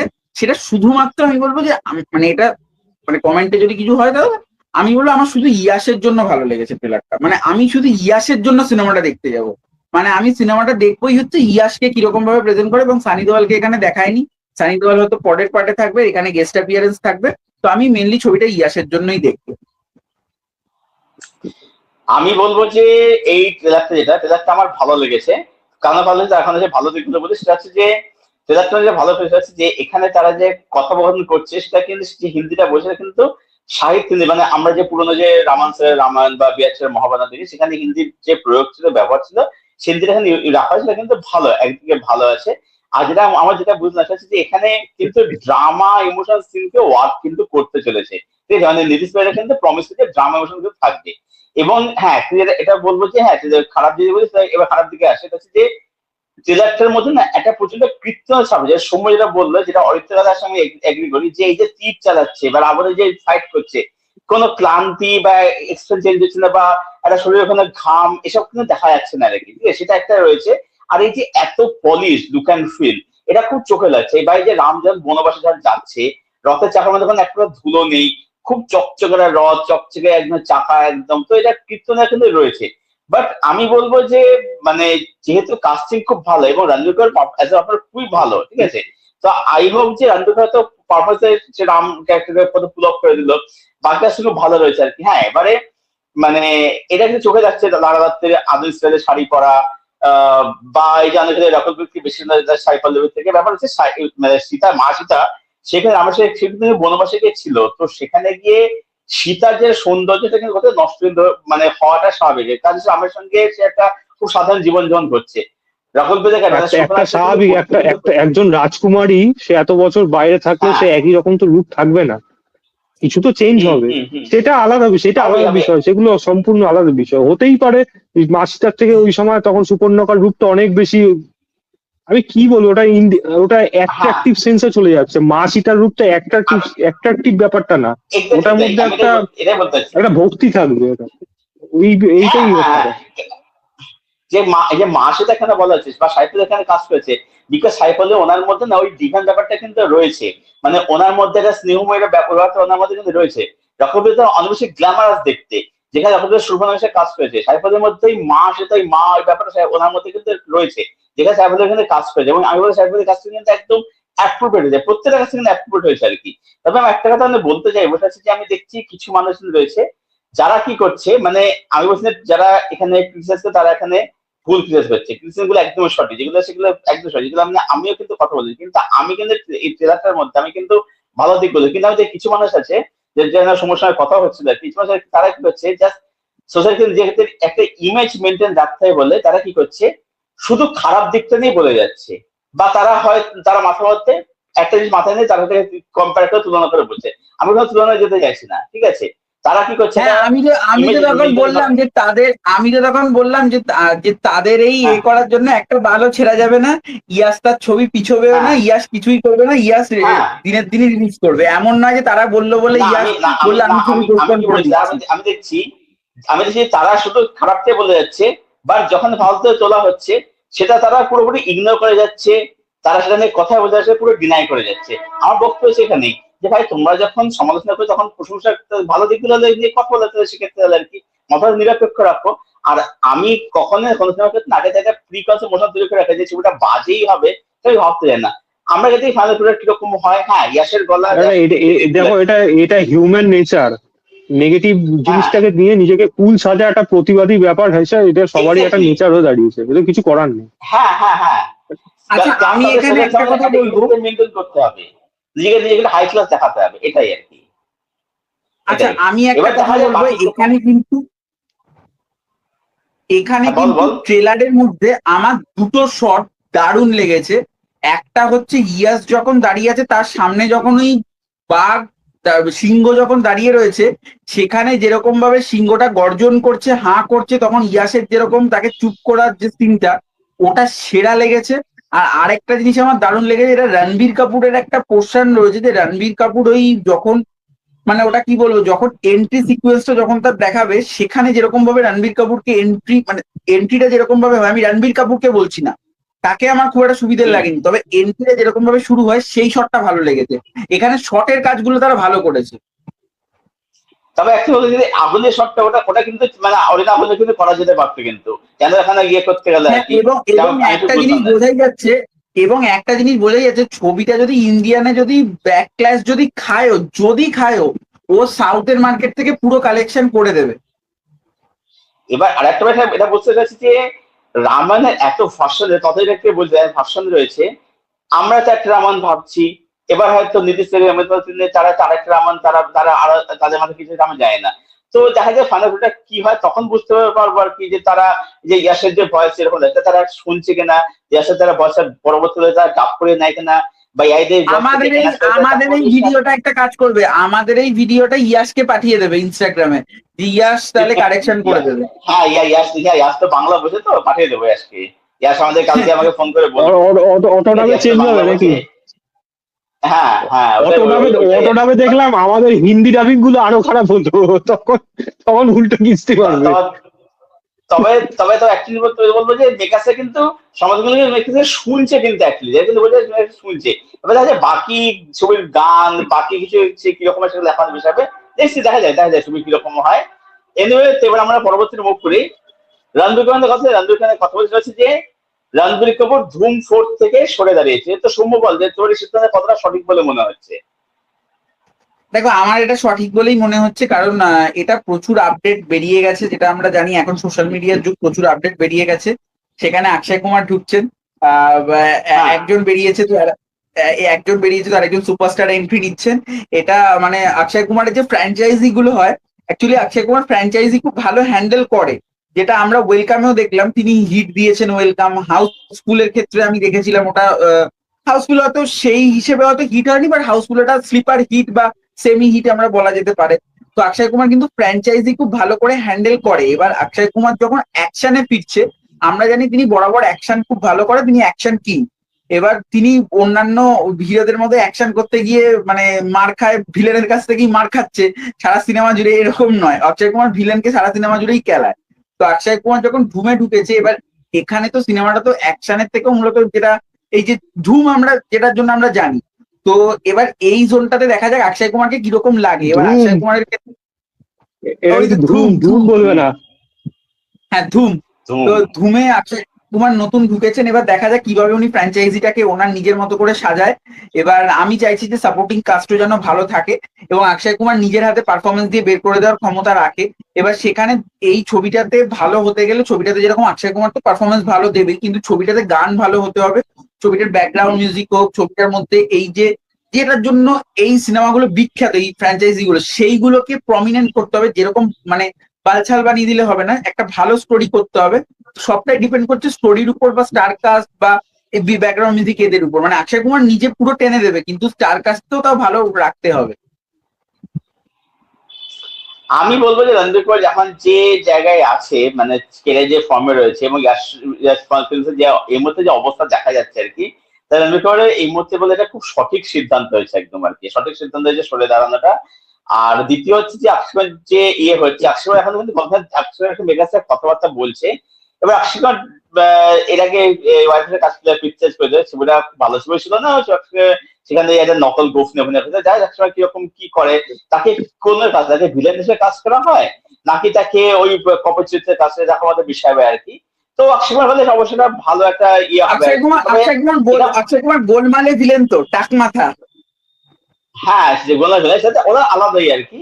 এবার ব্যাপার হচ্ছে যে এবার দেখতে যে কিরকম হয়। তবে আমি বলবো যে অক্ষয় কুমার যদি বয়সটা একটু যদি কম থাকতো না, যদি আরেকটা আগে যদি অনেক যদি ইয়ে করা হতো, তাহলে ব্যাপারটা একটু ভালো হতো। এখন অক্ষয়ের বয়সটা একটু বেশি হয়ে যায়। তারপর যেটা অক্ষয় কিন্তু হ্যাঁ, যদি অক্ষয় নিজেকে ফিট আছে, নিজেকে প্রচন্ড মেনটেন আছে, কিন্তু যত দারুণ তুমি প্রিন্টেড। আরে অন্য হিরোদের ছবি এলে তারা হিলেনের কাছ থেকে সারা সিনেমা থেকে মার খেয়ে যায়। সবচেয়ে বড় কথা হচ্ছে যে বয়সটা না, কতদিন তুমি ডিএসপি, কত তুমি নিজের এজ দুঃখে তুমি চালাবে। তাহলে সে এখন ধর আমি তার একটা example দিই, মনে কর এখন তুমি মনে কর রজনীকান্ত অমিতাভ বচ্চনকে নিল, সেটা কি হবে? তাদের বয়সটা অনেক বেশি গেছে, বাট তাদের যখন প্রাইম টাইমে তাদের করলে কিন্তু ভালো মানাতো। আমি তাই বলছি যে অ্যাকচুয়ালি অক্ষয় কুমারকে কিন্তু যদি বয়সটা কম তো তাহলে করলে আরো বেশি ভালো লাগতো, তাকে ভালো মানাতো, যার প্রেজেন্স ওরা সবকিছু আছে। এবার দেখা যায় তাকে কিরকম প্রেজেন্ট করে বা ছবি কিরকম হয়। কিন্তু মানে ধুম থেকে এসে মানে এমনি ওয়াইফাই যে অবস্থা, আমি যে খুব আশা রাখতে পারছি তা নয়। মানে এক একটা আপডেট উঠে আসে, তুই কি হবে সত্যি আমি জানি না। তবে রণবীরকে বলতে ভালো সিদ্ধান্ত নিয়েছে, কারণ সে দেখছি যে মানে এখন একের মধ্যে ঢুকলে তার নিজের যে একটা কেরিয়ার প্ল্যান হয়েছে সে কোথা থেকে নষ্ট হয়ে যেতে পারে। তো এটা খুব ভালো সিদ্ধান্ত। এনিওয়ে, তো আমাদের পরবর্তী মুখ প্রশ্ন হচ্ছে যে সর্দার টু এর আমি টিজার। বলিনি, দাঁড়া তো দাঁড়া, কথা বলো। এক মিনিট, হ্যাঁ আমি বলিনি, হ্যাঁ, ধুমেরটা আমি বলিনি। বলেন কথা বলেন রণবীর, হ্যাঁ হ্যাঁ হ্যাঁ। প্রথম কথা, রণবীর কাপুর যে ডিসিশন নিয়েছে, রণবীর কাপুর থাকলে হয়তো এই প্রোডাকশন হাউসটার হয়তো কিছুটা লাভ হতো। আমি জানি না, হুম, বেরিয়ে গেছে, ওর জন্য হয়তো ভালো হয়েছে না খারাপ হয়েছে, গল্প কি আছে না আছে কিচ্ছু তো ব্যাপারে কোনো আইডিয়া নেই আমার কাছে। এবার যদি বিজয় কৃষ্ণ আচার্যকে আবার নিয়ে আসে আগেরটার মতো, তাহলে তো হয়ে গেল সর্বনাশ একেবারে। কারণ আমির খান যেই জায়গাটা সেট করে দিয়ে গেছে, ফ্র্যাঞ্চাইজিটা সর্বনাশ করে দিয়ে গেছে। প্রথম কথা, ওটা কাস্টিং করাটাই সব থেকে বড় ভুল হয়েছে। ওরকম একটা চরিত্রে যাকে মানায় না যেখানে, তাকে সেখানে দেওয়া উচিত না। এবং মেন কথা হলো, এটা ধুম হলো পরাপরই এটা অক্ষয় কুমারের কথা আমি পরে আসছি। ধুম মেন জিনিস হলো ভিলেন সেন্ট্রিক সিনেমা, মানে অ্যান্টাগনিস্ট সেন্ট্রিক সিনেমা। এখানে হিরোর কোনো মূল্য নেই, হিরোর জন্য কেউ যায়ও না। প্রথম গল্পটা ছিল খুবই, মানে খুবই সারফেস, মানে খুবই খুবই গ্রাউন্ডেড গল্প। মানে জিনিসটার মধ্যে এক্স্যাক্টলি। আর্টিফিশিয়াল কিছু মনে হয় না, মানে ওপর থেকে লাভ দিচ্ছে এইসব জিনিস ওরকম কিন্তু ছিল না। ছিল ঋত্বিকেরটাকে না, অনেক বেশি এক্স্যাক্টলি। গ্ল্যামারাস করা হয়েছে। ওটা কিন্তু অতটা বেশি গ্ল্যামার ছিল কিন্তু ওখানে একমাত্র বাইক স্পিড, যার জন্য প্রচুর অ্যাক্সিডেন্ট হয়েছে, এটা আমরা সবাই জানি মোটামুটি। তো ওই গল্পটা অনেক বেশি গ্রাউন্ডেড ছিল, সেটা টর্কের থেকে কাইন্ড অফ নেওয়া হোক, অনেক সিনেমা থেকে তখন কথা হয়েছিল এইগুলো নেওয়া হোক। সিনেমাটা ডেফিনেটলি একটা আলাদা সাসপেন্সে জনার দুজনকে ক্রিয়েট পার্ট করে করতে দিয়ে দেওয়া গেছে। হয়েছে। হিন্দি সিনেমাতে পুরোপুরি একটা আলাদা জনার ক্রিয়েট করে গেছে। ধুম টু পুরো সেকেন্ড পার্টটা পুরোপুরি বেরিয়ে গেছে হলো ঋত্বিক রোশনের ক্যালিবার। মানে প্রথম পার্টটা এনেছিল কি অভিষেক বচ্চন, জন আব্রাহাম, কারোরই ফ্যান বেস নেই।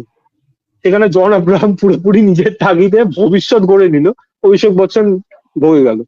ঋত্বিক রোশন অলরেডি সেটেল হয়ে গেছিল এবং তার জন্য ধুম টু করার কোনো প্রয়োজন নেই।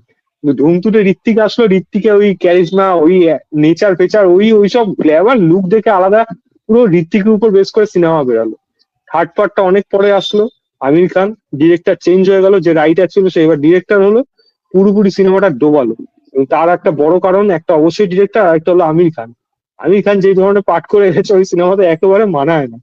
চোখে সুরমা আমার দিয়ে এখানে মুখ মিস্ত্রি ছিল ওখানে দেখিয়ে পুরো। ব্যাকগ্রাউন্ডে মিউজিকটা চললে তাকে অ্যান্টাগনিস্ট মানায় না। এটাকে তাকে বুঝতে হবে। তাকে তার ক্যারেক্টারটা কাইন্ড অফ যদি না, তবে সিরিয়াস হিট হয় তাহলে হয়েছিল তো, তারা মানে সেই মতো ক্যারেক্টার করুক। আমির খান তো হিট দিয়েছিল। ওটা তারপরে নামে তো চলে ছবি ভালো গেছে, হয়, ওইভাবে চলে গেছে। সবাই আজকে করছে। রিলিজ করলে সিনেমা ফ্লপ হতো। সিনেমার ওই সময় আমির খানের পিক বক্স অফিস, তখন যেই সিনেমা করবে সেটাই হিট। এখন আমির খান করলে আমির খান এই সিনেমা আর কামাতে পারতো না এত টাকা। প্রেস্টিজ সেল নেওয়া পুরো। আর তার উপর প্রেস্টিজ একটা পুরো ধুমে একটা প্রেস্টিজ থেকে। ফ্র্যাঞ্চাইজি আছে, তার উপর আমির খান যুক্ত হচ্ছে, লোকে তো এমনি দেখতে যাবে। তো সেই হিসাবে গেছে লোকে। এবার কথা হলো, এই হ্যাঁ, সিনেমাতে রণবীর কাপুর সরে যাওয়া এই ফ্র্যাঞ্চাইজির জন্য খুব খারাপ, প্রোডাকশন হাউসের জন্য। আর আরেকটা যদি কথা বলি, অক্ষয় কুমার অ্যাকশন স্টার, ছোটবেলার থেকে আমরা পছন্দ হয় যে ভাই মারপিট করতে পারবে, অক্ষয় কুমার করতে পারবে। অক্ষয় কুমার সুনীল শেট্টি থাকলে আরো মজা হয়ে যায় জিনিসটা, সেটা আলাদা বিষয়, ভিন্ন। এবার এখানে অক্ষয় কুমার থাকা মানে অক্ষয় কুমার অ্যান্টাগনিস্টই হবে, নিশ্চয়ই হিরো বানাবে না তাকে। এখন ধুম পুরোপুরি নিয়ে জনার চেঞ্জ করবে না, হিরো সেন্ট্রিক সিনেমা বানাবে না, তারা অ্যান্টাগনিস্ট সেন্ট্রিকই সিনেমা বানাবে। সেখানে অক্ষয় কুমারই অ্যাজ চোর থাকবে। এবার হিরো হয়তো অন্য কাউকে নিল সেখানে। এবার কথা হলো, অক্ষয় কুমার কি সেই বক্স অফিসটা দিতে পারবে যেটা জুমের এখন বক্স অফিসে বাজেটে গিয়ে দাঁড়াবে? 200 থেকে 250 কোটি টাকা মিনিমাম বাজেট হবে সিনেমাটা। এটা কি অক্ষয় কুমার দিতে এখন সক্ষম? আমার এটাই সব থেকে বড় সেই ডাউট। ব্যান্ডটা কিন্তু এই মুহূর্তে কিন্তু অক্ষয় কুমার না, একটা ফ্যান অক্ষয় বেস কুমার আছে, তো তারা 200। 100 করোড় একটা পার করে দেবে, সেটা নো ডাউট করে দেবে। আর ধুমের একটা ফ্র্যাঞ্চাইজি আছে, হ্যাঁ, তারা মোটামুটি 150 1500 পার করে দেবে। হিট ভার্ডিক্ট পেতে হলে যদি 200 কোটি হয়, তাহলে তাকে 400 কোটি পেতে হবে, তবে কিন্তু হিট পাবে। সেই হিটটা দেওয়ার মতো ক্ষমতা কি অক্ষয় কুমারের আছে? 400 কোটি দেওয়ার মতো ইন্ডিয়ান নেট কালেকশন? আমার মনে হয় না। অক্ষয় কুমার যদি ভুলভুলাইয়া যেই সময় করতো, ওই সময় অক্ষয় কুমার দিয়ে দিয়ে করাতো, ভালো একটা বক্স অফিস এনে দিত তখন, ওই সময় পরিপ্রেক্ষিতে। কিন্তু এখন সেই জিনিসটা নেই। এবং আরেকটা কথা হলো, দেখো, এই সিনেমাটা অনেক কিছু নির্ভর করবে, অনেক রাইটার আছে, ডিরেক্টর আছে, কাস্টিং আছে। মানে ওটাই অক্ষয় বললাম, কুমার সব ওটাই থেকে বড়, বললাম। অক্ষয় কুমার সব থেকে বড় মানে একমাত্র চয়েস সেটা না, কারণ তার কি ওয়াইফের সাথে সম্পর্ক খারাপ আদৌ এটা। এবার অক্ষয় কুমারের একটা জিনিস আছে কি, অক্ষয় কুমার পয়সার লোভী, করেও দিতে পারে সিনেমা, হ্যাঁ তো সেটা আলাদা বিষয়। হ্যাঁ এবার বাজেট একটা এরকম ধরনের সিনেমা বানাতে গেলে তার একটা মিনিমাম বাজেট লাগবে। এখন ধুমের গল্পটা কি ছিল, পুরোপুরি ইন্ডিয়ান সেন্ট্রিক ছিল, ইন্ডিয়ার মধ্যেই গল্পটা ঘুরেছে। ধুম 3 পুরোপুরি সেটা অ্যাব্রড চলে গেছে। এবারে অ্যাব্রডে যদি শুট করতে হয় তাহলে তো বিশাল একটা খরচা লাগবে, ওখানে যার এমিনিটিস যার যে খরচা আছে সেটা বিশাল লাগবে। এটা না যে হ্যাঁ, লন্ডনে গিয়ে শুট করে এর মধ্যে সাবসিডি সব পাবে, কিছু থাকে। না, সেটা বন্ধ হয়ে গেছে। আমার একটা এবার ড্রিম সেখানে আছে, যেটা তাকে আমি একটা জানি না মিনিমাম, না বলে না। হ্যাঁ বল। যেটা হ্যাঁ এই ওখানে যে খরচাটা হবে, সেই খরচাটা এফোর্ট দেওয়ার মতো প্রোডাকশন হাউস কি দেবে? কারণ তাকে দিতে গেলে তাকে সেরকমই একজন স্টার লাগবে। রণবীর সিং কে যদি এখন নেয়, রণবীর সিং এর ধুরন্ধরের চাপে তার সিনেমা বেরিয়ে যাবে, কারণ তার হুম একটা মোটামুটি ফ্যান বেস আছে। মোস্ট অফ দ্য থিং, যেটা দেখা গেছে, একটা ছাপড়ি ফ্যান বেস আছে। শুনতে খারাপ লাগবে, একটা ছাপড়ি ফ্যান বেস আছে যেটা রণবীর সিং এর আছে, যেটা অন্যান্য কোনো আর্টিস্টে এখানে কিন্তু নেই সচরাচর। মানে শেষ কিন্তু এবং সেটা ক্রিয়েট রণবীর করতে সিংও যে পেরেছে। একা 400 কোটি টাকা টানতে পারবে এটাতেও কিন্তু সন্দেহ আছে। মানে ধুরন্ধরে তো একটা ধুরন্ধরের ফার্স্ট পার্টের একটা ক্রেজ ছিল, তারপরে হচ্ছে আদিত্য ধার ছিল, এবার রণবীর সিংও যে একা 400 কোটি টাকা টেনে দেবে সেইটা একটা সন্দেহ আছে। সন্দেহ আছে ইন দ্যাট সেন্স, এটা অক্ষয় কুমার থেকে বেশি কামাতে পারবে, আমি সেইটুকু ভরসায় হ্যাঁ বলতে পারি। হ্যাঁ যেটা হ্যাঁ। আমির খান করতে পেরেছিল, তার অন্যান্য প্রিভিয়াস সিনেমার রেকর্ড হিসাবে ধুম 3 বিশাল একটা কামিয়ে ফেলেছিল। সিনেমা কিন্তু হুম রেসপন্স হুম ভালো হুম। ছিল না। আমি তো একটা সেম প্রাণ জিনিসটা করেছি কিন্তু ওই রণবীর টাইমটাতে। সিংও করতে পারে। ধুমের যে গল্প যে আহামরি কিছু হয় তা তো না, পুরোপুরি এন্টারটেনমেন্ট ভ্যালু, বাইক থাকবে, স্পিড থাকবে, চেস থাকবে, সেই জিনিসগুলো পুরোপুরি ধুমের মেন জিনিস ছিল। ধুম সেখান থেকে আস্তে আস্তে যখন সরলো, এই এরকম ধরনের আমির খানের সিনেমাটা যেরকম গল্প নিয়ে আসলো, একটা আলাদা একটা দিক নিয়ে আসলো, একটা অ্যান্টাগনিস্টের সাইড, তার একটা দুঃখবর কাহানি ছিল সেখানে, কোনো দরকার ছিল না। ফার্স্ট পার্টটা তুমি ভাবো আউট অ্যান্ড আউট একটা ভিলেন, ভাই, ভিলেনের সিনেমা, হ্যাঁ ভিলেন হ্যাঁ এখানে জিতছে দেখা যাচ্ছে। কেউ ভাবেও নি এখানে একটা ভিলেন জিতে যাবে এরকম ভাবে। ভিলেন বাইক নিয়ে ঝাঁপ দিচ্ছে, লোকে আফসোস করছে। এইটা ধুম ক্রিয়েট করতে পেরেছিল। ধুম টু কাইন্ড অফ সেরকমই, ধুম টু কিন্তু একটা ভিলেন সেন্ট্রিকই সিনেমা। ধুম 3টা হয়ে গেছে কি, ভিলেনের হুম একটা দিক দেখাচ্ছে, চেঞ্জ আনছে, কিন্তু হ্যাঁ। চেঞ্জটা যেরকম ভাবে আনছে সেটা টুইস্ট আবার এনাফ নয়। মানে এই ছাপা। প্রেস্টিজ যেখানে যেই সিনেমাই হোক, সেই সেরকম ম্যাজিকের সিনেমা হলে প্রেস্টিজ ঝাপা, সেটা আমি বলবো না, কিন্তু গল্পটাই হ্যাঁ ভালো না। গল্পটা ভালো না থেকে বড় জিনিস হলো ডিরেক্টর ঝুলিয়েছে, আরেকটা হলো মেইন যে অ্যান্টাগনিস্ট আমির খানকেই মানায় না। তো সেগুলো সব হুম মানানসই হুম। হতে হবে সমস্ত। অক্ষয় কুমার বাইক চালাবে, আমি ভাই, তো দেখে পুরো আমারও বিস্কুট ছিল মস্তি না। লাগবে। আমিও চাই একটা ওরকম বাইক ফাইক দিক, ওই আমির খানের মতো না যে সুইচ টিপলেও হ্যান্ডেল প্যান্ডেল ঢুকে যাচ্ছে, ওরকম না। নর্মাল একটা স্পোর্টস বাইক দিক, যেটা দেখে অ্যাটলিস্ট ভালো লাগবে। অক্ষয় কুমারের যদি বড় চুলও রাখে, মানে অ্যাটলিস্ট এরকম রাখে যেটা তার 90s এর সময় ছিল, ভালো লাগবে জিনিসটা দেখতে। কিন্তু তার একার পক্ষে সেটা পুরোপুরি হিট দেওয়াটা সম্ভব না।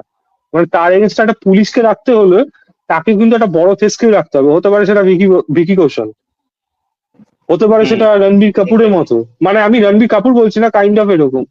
তো তার এগেনস্ট যদি হ্যাঁ একটা হিরো পুলিশ রাখলো, বা সেখানে যদি দেখা যদি গেলো যদি টাইগার শ্রফ, পুলিশ হিসেবে, যদি গেল যদি তাহলে পুলিশ, না টাইগার শ্রফ তো এখন এরকম প্রজেক্ট করছেন না, উনি বাট একটু সোলো টাইগার হিরো শ্রফ টাইপের ছবি টাইগার শ্রফ করছেন। কখনই না। আমি কখনোই বললাম না। কি, মানে এরকম টাইপের। না আমি বলছি যদি সঞ্জু বাবা যদি থাকে, আই থিঙ্ক সঞ্জু বাবাও একটা আমাদের তার বক্স, বিপদের মধ্যে পারফেক্ট চয়েস হবে এই মুহূর্তে পুলিশের বা চরিত্রে। যদি এবার অজয় দেবগন, বডি ফিটনেস ওই নেই সঞ্জয় দত্তের, সেই যদি বডিটা ভারী হয়ে গেছে এখন। যদি অজয় আমাদের দেবগন তো থাকে ছেলে ভালো তাহলে তো লাগছে এটা একটা। বক্স অফিস ফুল।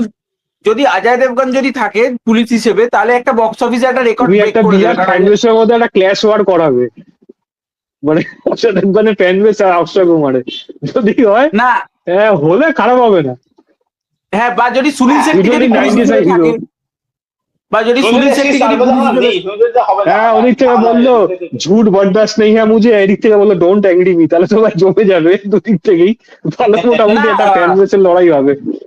বা যদি এখানে যদি মানে ধুমে তো অ্যাকচুয়ালি অনেকে থাকে, তো মানে যদি অক্ষয় কুমারের সাথে যদি হর্ষবর্ধন রানে যদি থাকে বা এরা যদি থাকে, তাহলে আমার মনে হয় বলে গেল ওর পক্ষে সম্ভব না ওই 400 কোটি বক্স অফিস দেওয়া, এটাই ওই সিনেমা না, না, ঘাড়ে না, না, না, না, না, না, কাঁদতে না। কাঁদতে অভিনয় করবে। তুমি এসব না ওই হাসির যে জন্য বলছো, আমি জানি, বুঝতে পারছি। এটা একটা বিরাট মুখ লাগবে যাকে নিয়ে বক্স অফিস একটা ফ্র্যাঞ্চাইজি এগোবে।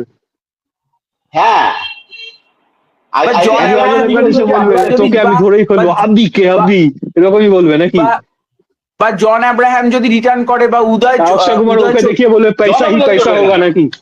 মানে তুমি সমস্ত জিনিস চেঞ্জ করে দেবে। ক্ল্যাশ ওয়ার্ডটা কোন জায়গায় আছে তোমার আইডিয়া নেই। একটা ভালো প্রস্তাব দিয়েছে, কিন্তু এটা প্রোডাকশন হাউসের কাছে পাঠানো উচিত যে অজয় দেবগন পুলিশ, অক্ষয় কুমার ভিলেন, এই মানে চোর। হ্যাঁ, ওই তো গোলমালের রেকর্ড ব্রেক করতে আসছে তো অজয় দেবগন, গোলমালের রেকর্ড ব্রেক করতে আসছে তো অজয় দেবগন ভার্সেস অক্ষয় কুমার। গোলমালকে 31 ডিসেম্বরে নিয়ে আসাটা সব থেকে বড় ভুল ডিসিশন। এই বছরই ওই আসছে সময় নিয়ে 31 আসা, ডিসেম্বর, এই বছরই আসছে তো। প্রত্যেক বছরই 31 ডিসেম্বর থাকে, হ্যাঁ, হ্যাঁ, বলে এই বছর না গোলমাল। না আমি যেটা মানে এক্সাইটেড রয়েছে, যেটা হচ্ছে যেটা রোহিত শেট্টি একটা রিসেন্টলি ইন্টারভিউতে বলছেন যে সিঙ্গামের পরবর্তী পার্টের অলরেডি স্ক্রিপ্টিং এর কাজ চলছে, সিঙ্গামের পরবর্তী পার্ট আসবে, যেটা আমার খুব এক্সাইটেড। আমি এই নিউজটা শোনার পর সিঙ্গামটা নিয়ে আমি তো বরাবরই এক্সাইটেড থাকি। রামায়ণ সেখানে করেছিল আগেরটা, এবার মহাভারত না করলেই হলো।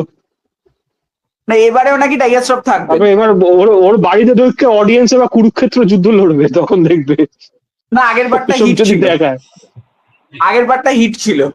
হিট হিট সিনেমা বলবো তোর না, কাছে সবচেয়ে হয়তো বেশি চলে গেছে কোনো রকম, যায় না। হিট নাই।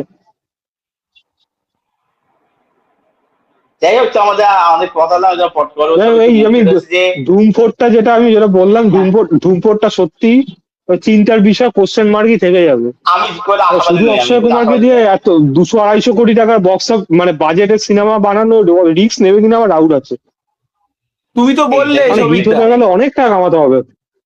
কি ও তো তুমি তো আমার বললে তো। আমার বলা হয়ে গেছে, আমার বলা হয়ে গেছে।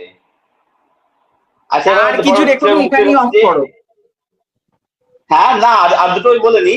সর্দার টিজার আর আই এম গেমের ট্রেলার কথা বলেনি, ছোট ছোট করে। দেখিনি টু আরেকটা দেখিসনি? আর আই এম না গেমের ট্রেলার দেখা হয়নি। ও আই এম গেম, তোমার কথা না অর্ধেক বুঝতে পারছি না ওখানে, আই এম গেম, জানি না নেটওয়ার্কের প্রবলেম নাকি। আমার ওটা দেখে অনেকটা তোমার জান্নাতের মতো একটা ভাইবস লাগছে। আই এম গেম যেটা আছে ওটা অনেকটা জান্নাতের মতো একটা ভাইবস লাগছে। আই এম গেমের মানে স্টারকাস্ট, মানে আমি যেহেতু সন্ধ্যাবেলা থেকে সোশ্যাল মিডিয়ায় খুব একটা অন হইনি, আমি দুলকার সালমান ও রয়েছে। ও আচ্ছা আচ্ছা আচ্ছা, হ্যাঁ এটা তো আমি দেখেছি, এটা তো আগের সপ্তাহে কেমনি, বেরিয়েছিল। কেমনি? হ্যাঁ হ্যাঁ হ্যাঁ হ্যাঁ হ্যাঁ, মনে পড়েছে অরিজিনাল মনে পড়েছে। ল্যাঙ্গুয়েজে বেরিয়েছিল, হিন্দিতে বেরিয়েছে কয়েকদিন আগে। হ্যাঁ হ্যাঁ হ্যাঁ দেখেছি দেখেছি। কেমনি নিয়ে চাইতে ছোট করে বলে নেবেন নাকি? বলে না দাদা, একটু যদি দিকে থাকে যদি। ওই তো আমি বললাম আমি তো, কারিটা জান্নাতের মতোই লাগছে, তোমার ক্রিকেটারদের বেট হ্যাঁ, করবে কান্ডা ওরকম দিকেই যাচ্ছে একটা। এবার ওই গল্পের মতো অনেক কিছু মিক্স আছে, শুধু জান্নাত না, অনেক জায়গা, অনেক গ্র্যামলি নিয়ে যা যা সিনেমা হচ্ছে তার সঙ্গে মিক্স। একটা শট দেখবে, ভালো ভালো ট্রেলার হয়েছে, ভালো ট্রেলার হয়েছে। আর সর্দার টুকে সম্ভব দেখেছিস? হ্যাঁ হ্যাঁ আমি তোমার দুটোই দেখেছি, মানে জান্নাত তো দেখা হয়নি, আই এম জান্নাত, এই সরি আরেকটা কি জানো সর্দার টুটা দেখা হয়নি, তবে I am জান্নাতটা জান্নাত। দেখেছি। এই তবে তবে না না না ওটা দেখিনি, ওটা এখনো দেখা হয়নি, ওটা দেখবো। আমি দুলকার সালমানের এটা দেখেছি, দুলকার সালমান এটা নিয়ে কথা বলিনি, দুলকার সালমান নাই বলবো, এটা বেশ আমার ভালো লেগেছে। দুলকার সালমান যখনই কোনো সাবজেক্ট চুজ করে, এর আগের ছবিটাও সে যখন চুজ করেছিল সেইটাও বেশ ভালো, ভালো একটা সিনেমা ছিল। তো দুলকার সালমান বরাবরই যখন স্ক্রিপ্ট সিলেক্ট করে, তার স্ক্রিপ্ট সিলেকশনটা খুব ভালো হয়। মানে সে অনেকটা তার বাবার মতনই এই ধাঁচটা পেয়েছে, তার বাবাও যেরকম একজন সুপারস্টার, এবার তার একটা স্ক্রিপ্ট সিলেকশনের আলাদা রকম লেভেল থাকে, তার বাবা একটা বক্স অফিস টানতে পারে, তো দুলকার সালমানও সেটা পেয়েছেন। তো ইয়ং জেনারেশন সুপারস্টারের মধ্যে সে এমন ভাবে সাবজেক্ট চুজ করছে যেগুলো সব বক্স অফিসে হিট হচ্ছে। এবং লাস্ট ছবিটা আমি যদি বলি, কান্ঠা, যে ছবিটা একটা একটা মানে একটা অন্য রকমের কাজ ছিল, সেই ছবিটা বক্স অফিসে যেরকম ভাবে সাফল্য এনেছিল, সেখানে দুলকারের যে পারফরমেন্সেস সেটা আমার বেশ ভালো লেগেছে। এবং এইখানে কাজটাও কিন্তু আমার বেশ ভালো লাগলো। এখানে যেটা তথাদা যেটা বললো, একটা জান্নাতের মতো ভাইবস রয়েছে, ইমরান হাসমি যেরকম জান্নাতে যেরকম বেটিং করতো, তো বেটিং এর একটা ভাইবস এখানে আমি জান্নাতের মতো ভাইবস আমি এটা পাচ্ছি। তো দুলকার সালমান ভালো পারফরমেন্স, সে পারফরমেন্স দিয়ে তো মেশে মেকআপ করে দেবে। তো আমি কাজটা নিয়ে খুবই এক্সাইটেড। আর সর্দার টু দেখেছি বললি, তথা সর্দার টু তুমি দেখেছো কি? দেখেছি। ভালো, কেমন দেখো লাগলো আমার তো সেটা বলো না? যেরকম আগেরটার থেকে এটা অনেকটা বেশি, তোমার কি বলবো, বাজেট মনে হয় বেড়েছে অনেক, প্রিমিয়াম কোয়ালিটি তার মধ্যে একটা সেটা বোঝা যাচ্ছে। তো দেখে আপাতত টিজার দেখে তো ভালো লাগছে। এবার বাকিটা দেখো, এই টিজারের মধ্যে সমস্ত কিছু বুঝে ওঠা সম্ভব না, গল্পটা কোন দিকে যাবে। এবার ট্রেলারটা আসলে তো কিছুটা বোঝা যাবে। তবে এস জে সূর্য আর এবং কার্তির মধ্যে এটা জমবে, আশা করি সেটা ভালো হবে। আগের পার্টটা তো খারাপ আমি সিনেমা ছিল বলবো না, আগেরটা সর্দার ভালোই টু ছিল কিন্তু সিনেমা। সর্দার কিন্তু ভালো ছবি ছিল, খুবই ভালো সিনেমা ছিল সর্দার ছবিটা। এবং দেখা যাক কিরকম হয় টপিকটা খুব এটা। রিলেভেন্ট একটা টপিক ছিল। এক্স্যাক্টলি তাই, এক্স্যাক্টলি তাই। এবার একটা জিনিস বলবো যে মানে এখানে বসে যাচ্ছে যে কিন্তু ট্রেলারটার মধ্যে না, ওরা কিন্তু মানে এটা দেখা যায় ওরা কিন্তু স্কেল কিন্তু আরো বেশি আপগ্রেড করেছে, কিন্তু আরো বেশি স্কেল আছে টেকনিক্যাল কিন্তু ওরা কিন্তু এবার রেখেছে। মানে সাবজেক্ট যখন রুটের ছবি ছিল যেরকম আর কি, গ্রাউন্ডের ছবি ছিল, সেটা কিন্তু এবার অতটা লাগছে না। তবে বলে একটা স্যালেন্স বাড়ছে, যেটা দেখা যাচ্ছে এবার ছেলে কিন্তু আবার স্পাই হয়ে গেছে আর কি। মানে এখানে আমাদের বাবা ছেলে একসাথে ফাইট করবে, এটাই দেখতে মজাদার লাগছে দেখতে আর কি। মানে কাইন্ড অফ একটা জওয়ান ভাই ভাই মানে বলা যেতে পারে, দেখা যাক কিরকম হয়। তবে জেসিরার সঙ্গে একটা ভালো ইয়ে হবে সেটা বোঝা যাচ্ছে দেখে আর কি। ভালো ভালো ফিচার রয়েছে। তো এনিওয়ে, তো আমাদের এই পডকাস্ট আমরা এখানেই এন্ড করছি। তো সবাইকে অনেক থ্যাংক ইউ এতটা সময় দেওয়ার জন্য। অনেকটা সময় আমরা কাটালাম, আড্ডা দিলাম, গল্প হলো। আমরা পডকাস্ট আসছে আমাদের সবার চ্যানেল থেকে, সুমো চ্যানেল থেকে আসবে, তথা চ্যানেল থেকে আসবে। তো যাই হোক, পডকাস্ট দেখার জন্য অনেক ধন্যবাদ প্রত্যেক সাবস্ক্রাইব দর্শকের। সবার চ্যানেল সাবস্ক্রাইব করে দেবেন, আমাকে হোক বা সৌম্য হোক, তথাকে তারা তোমাদেরকে সবাই খুব ভালো কাজ করছে। তো অনেক ধন্যবাদ সবাইকে, thank you so much, tata. Hello.